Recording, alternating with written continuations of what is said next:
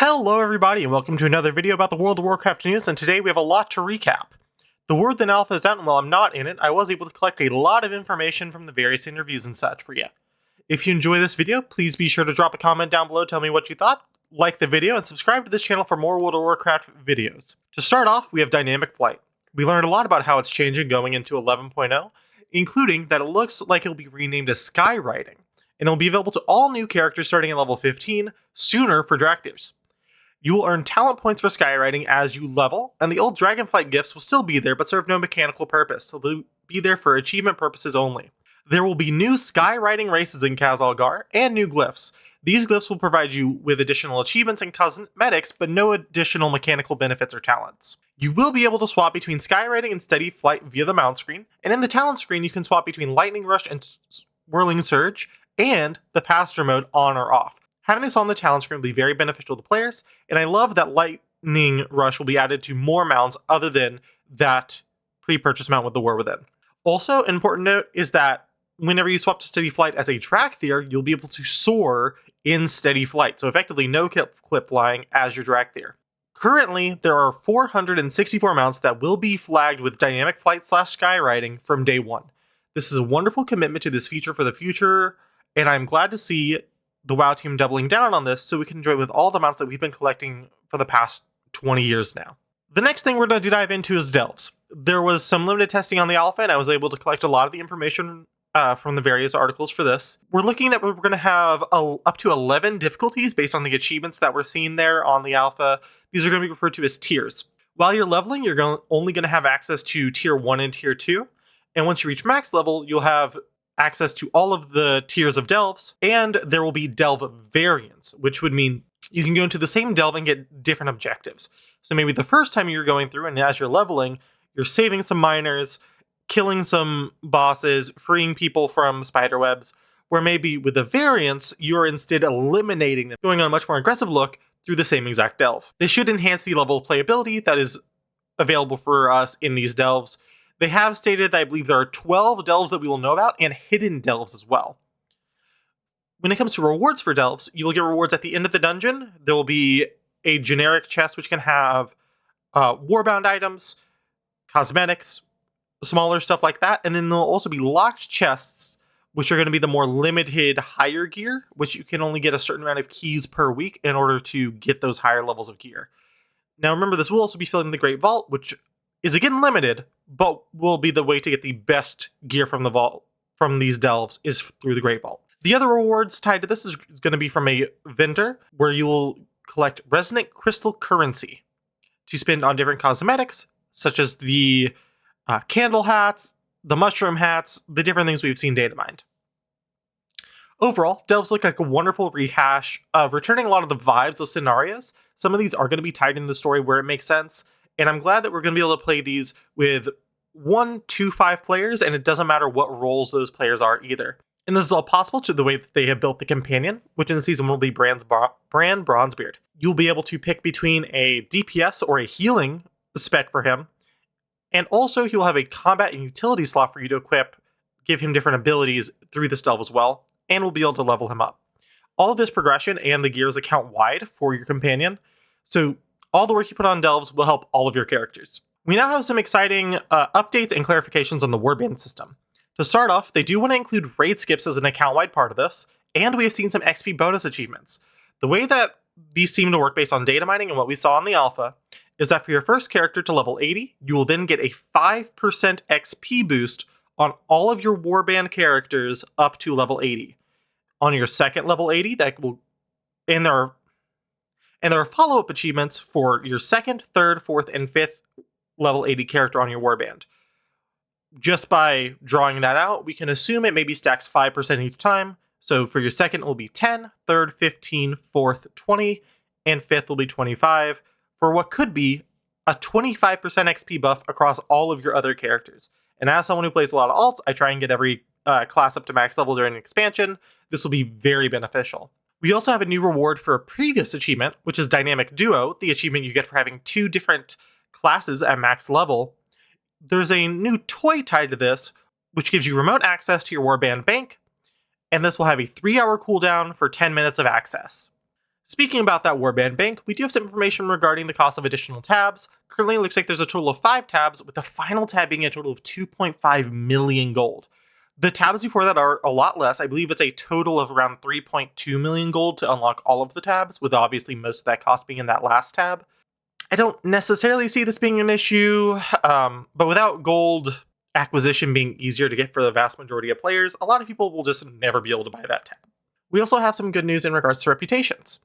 They have confirmed that most of the Dragonflight reputations will be account-wide at launch. The only exception to this will be the Winterpelt and the Snail Racing reputations. And that's because thematically, they don't feel like these reputations meet the ideas of being Warband-wide. These are reputations which specifically your character is going through and learning that language, or specifically gearing up your snail racing ability. And that's a similar ethos that they're going to carry through to the older reputations as well, as they're expanding those to be account-wide. So for example, the Aldor and Scryers is another one that they flagged that will likely not be account-wide reputation as well. However, they have recommitted again that they want to take the time to make all of those, the vast majority of these reputations account-wide, and that it'll just take time over the process of several patches to go back and work on these. Another great quality of life improvement is that we're going to be able to transfer currencies via the currency tab in the UI. So you can go on one character and you can pull or give currency, be that like Dragon Isle supplies, whatever, to another character without any awkward vendor transfers where you have to buy an item, ship it to the other person. Just a nice quality of life feature. And I love that overall Warbands are seeming to be a very solid foundation for them to do a lot of more interesting stuff in the future. I know I'm always holding out for the little tiny glimmer of hope that it's player housing, but we'll see as everything develops. I am going to go ahead and briefly cover some information regarding the dungeons and raids within the War Within. For Tier 1, the Mythic Raid will no longer come out at the same time as Normal and Heroic. They're going to go back to delaying that a week. They're open to feedback on this, but they're currently looking at that for just being Tier 1, just because of the big difference it is at an expansion start versus a patch start, because you have to re-gear a lot more, and they want to give people some more time for that to just help out everyone, not just Mythic Raiders.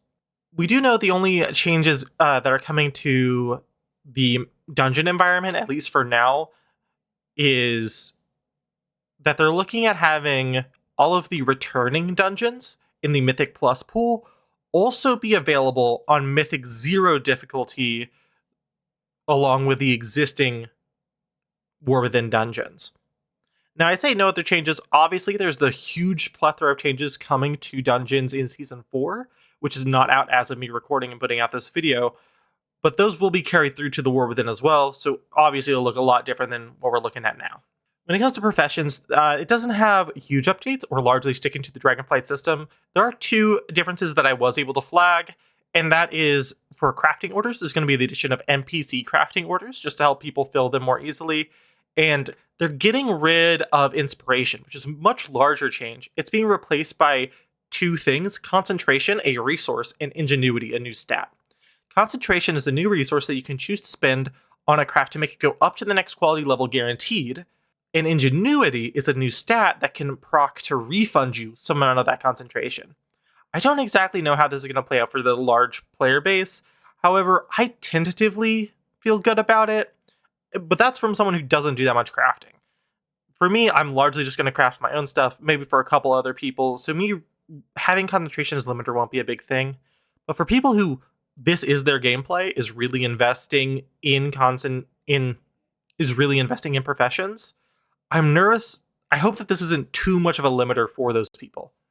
Now for this part of the video, I do just want to go and put out there will be some spoilers here. Some very light spoilers of at the very beginning of this expansion. I don't think that this is going to be avoidable in the long term if you are tuning into World of Warcraft content. I should be separating this video into sections, and you will be able to skip past to the spoiler-free section again if you want to try and avoid this for this video. Okay, let's go. As we start off, we are shown the wreckage of Dalaran. We don't know the details as of yet or how it got crashed, because all that information is going to be in the intro scenario, which we will not see until the War Within launches. However, The WoW team is aware of all of the potential issues around this. They're trying to be very conscious to not repeat the same sort of issues and feelings that surrounded Teldrassil and its fallen BFA. However, they have made us aware that we should be on our toes for this expansion and generally the World Soul Saga, and be aware that anything can happen, the stakes are real, the threat is real, and they want us to really know and feel that, because we all lose when Dalaran falls. Now we're back to the spoiler-free section. Another thing about they're doing with the story is that with the release of follower dungeons, they're going to be wrapping dungeons into the main storyline of the expansion and making them a required part to progress farther with the story.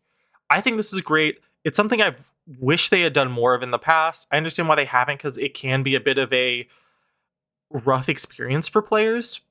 But with the advent of follower dungeons, it's going to be very easy for you just to hop in, go at your own pace, and really enjoy the story of these dungeons, especially now that they're going to be integrated more closely with the large overarching story. In terms of some of the stuff we've seen in the zones of the War Within, they're enjoying what they did with Dragonflight of letting some areas be empty, using negative space proactively to avoid that feeling of being overcrowded.